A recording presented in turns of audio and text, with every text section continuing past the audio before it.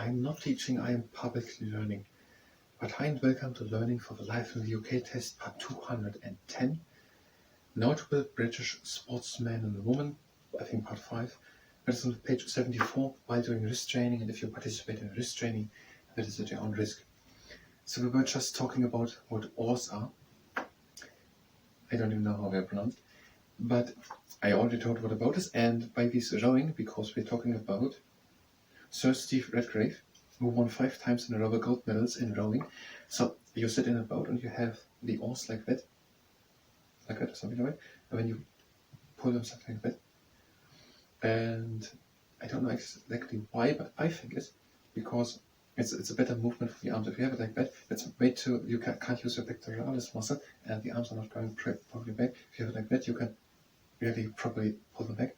So an oar, let's say we're 1.5 meters wide, they're having then the grip, they can take it, and then they're having the whatever middle part, and at the end they're having something like that. And that thing comes then into the water, and you push it back. And it's the same thing as with swimming, which I said, or the same thing as I said with the rotor of the propeller of the airplanes. Now you push that water back, and because you push that water back, you as a person with the boat come forward. Now you have 2 of these rows in the hand, and they have these 2 things. You take them, the things as prolonged, so you take them like that. So you have them here in the hand, and take them then back, and then you take them in. They roll backwards. That is from here. They're rolling backwards, so they're not like paddling. They want to go in that direction, and they're paddling like that, or like that. If they would not take the paddle like that, and they take it in, they must push it in front to get the pedal back if they want to go forward. So they're rolling with the back forward. They are backwards. So we're taking the pedal in front. We're going over, and then we're taking it in like that, and then pushing it in front. So it was the other way around. We're taking it back. We're taking the pedal out of the water. We're putting it into the water. Then we're having here the grip. We're putting the grip in front, and that makes the pedal in front. And while we're doing that movement, the water is pushed into that direction. Now they're going backwards. But they want to drive backwards. We're sitting the other way around because it's a better movement to do with the body. They're using the body, and they're having also these feet things. So they're pushing with the feet away, and they're pulling basically that oar in, puts the oar in front, and they're pushing the feet, the whole body in front. And now we're having 2 of them in both arms. Here also with that, they're taking them both, and then they're rowing, and they're getting quite fast. Actually, if you see it on television, or you went and actually visited, they can drive with bicycles next to them. They're pretty fast. So that is the rowing, and Steve Redgrave won that 5 times in a row by the Olympic Games.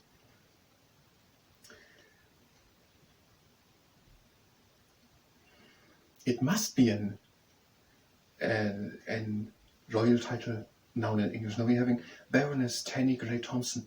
So Baron and Baroness must be royal title known in the English language. Baroness Tanny Gray Thompson is an athlete who used a wheelchair and won 16 Paralympic medals born 1969, including 11 gold medals in races over 5 Paralympic Games. She won the London Marathon 6 times and broke a total of 30 world records. Okay, Baroness Tanny Gray Thompson. Baroness Tanny Gray Thompson. Tanny Gray Thompson. Tanny Gray Thompson is an athlete, so she's doing sport a lot, who used a wheelchair, so she was using a wheelchair, and she won 16 Paralympic medals. So by the Paralympic Games, where she won 16 medals, and under these 16 medals were 11 gold medals. So I said there are gold medals, silver medals, and bronze medals. So 11 gold medals and then 5 combined bronze and silver in races over 5 Paralympic Games. These are almost every word is information. So she took part in 5 Paralympic Games, so for 24 years. Maybe you can start at the beginning, so it would be 20, because if the first years of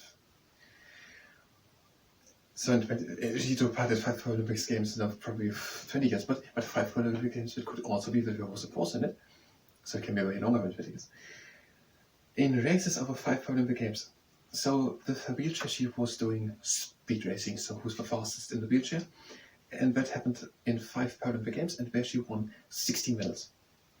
She won the London Marathon 6 times and broke a total of 30 world records. I think for the first time for the London Marathon.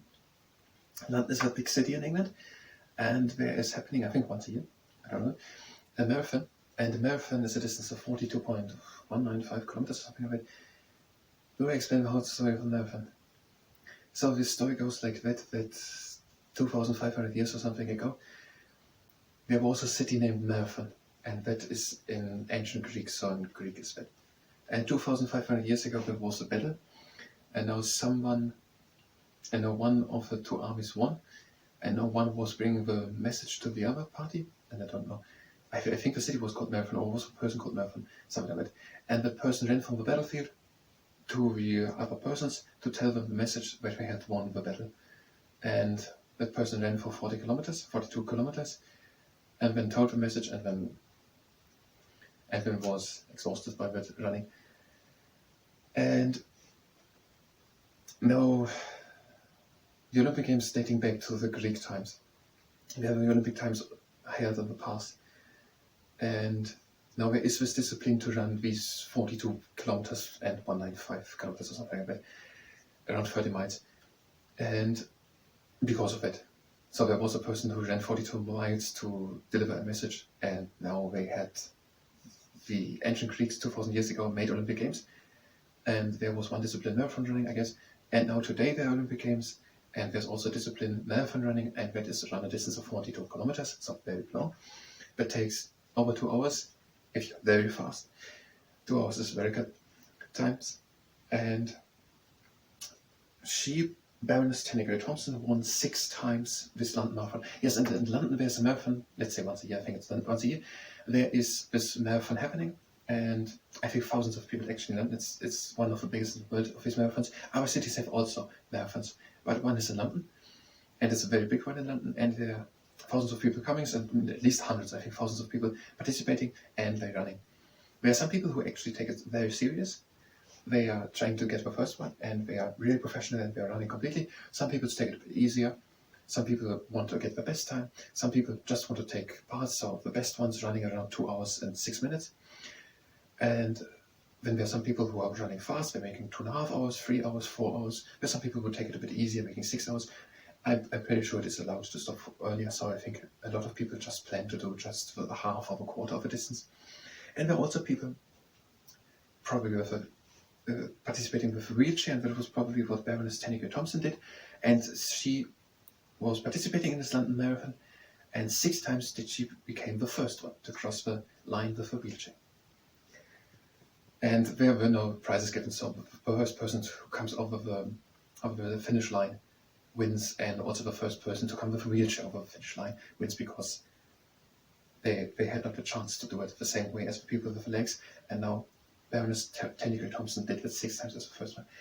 And she broke a total of 30 world records. So world records are, they don't say by whom, but they are people looking who makes the world record, and she did 30 of them. So according to these people who make these records, but they are pretty big. Almost everyone who makes serious a world record lists them there. So it can be seen as the world record. And no 30 of these titles does she have. For example, I don't know it.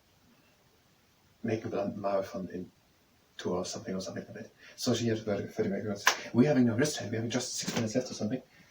If you participate in the wrist training, that is at your own risk, and we're not going to do anything new. So if you want, you can go to the next part. We're having the hands next to us, palm to fist. We bring them down. And again, up. And having 3 rules. The first rule is that we're stopping immediately as soon as we feel pain. The second rule is that we're going only as far as we can go with a little bit of effort. And the third rule is that we're not overdoing it. So now the next exercise.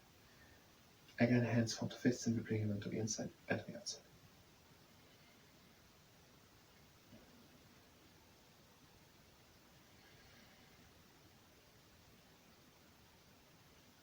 And the last time, to the outside and to the inside.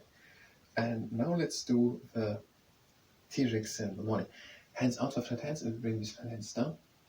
And again. And again, down.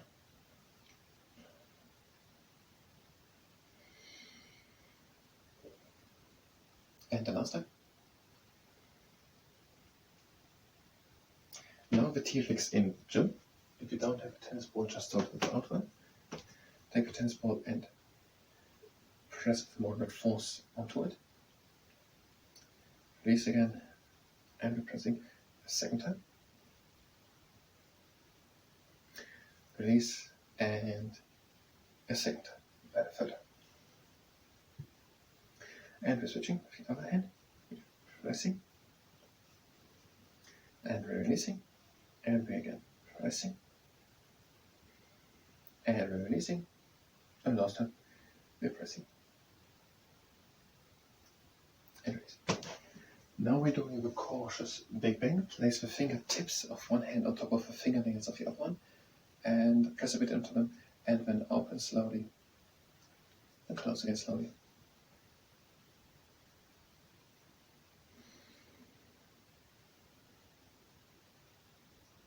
And one last time, we're opening slowly, and we're closing slowly. And now we're changing the other hand. We're opening slowly, and we're closing slowly.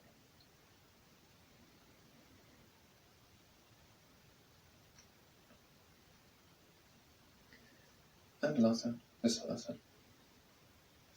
And now we're having hands next to it, and now we're opening them slowly, and we're closing again slowly.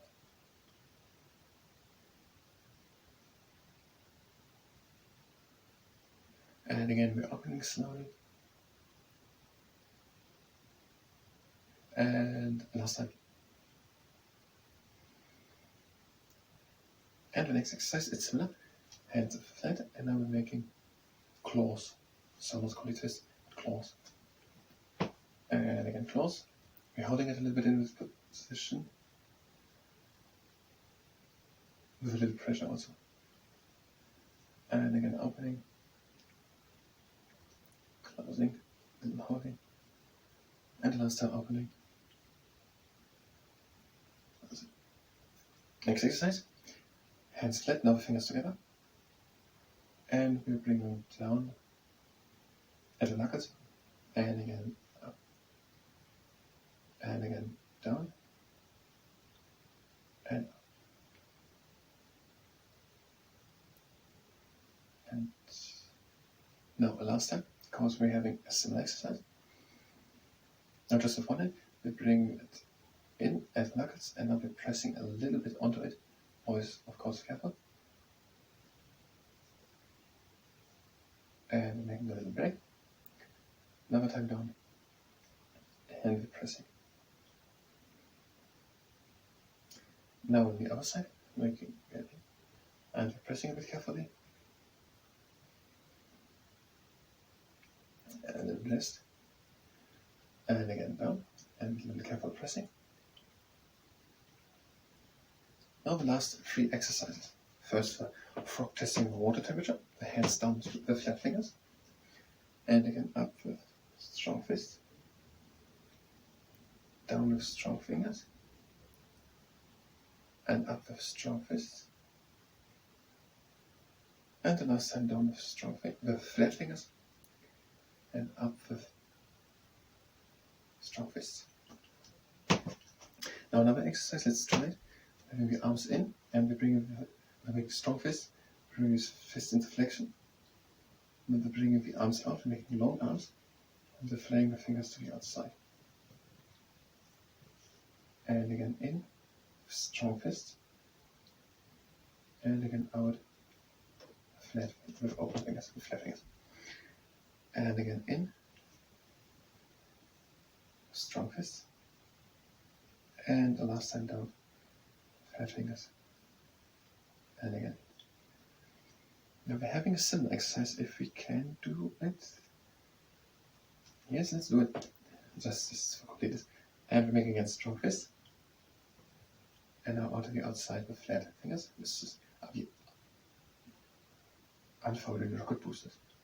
To the inside with strong fist. And I think just the last one. To the outside with strong fist. No, not. Let's make a proper relaxation for the extensor digital muscle. We're going with moderate force over the middle part of the lower arm. That muscle that we use quite a lot. And on the other side.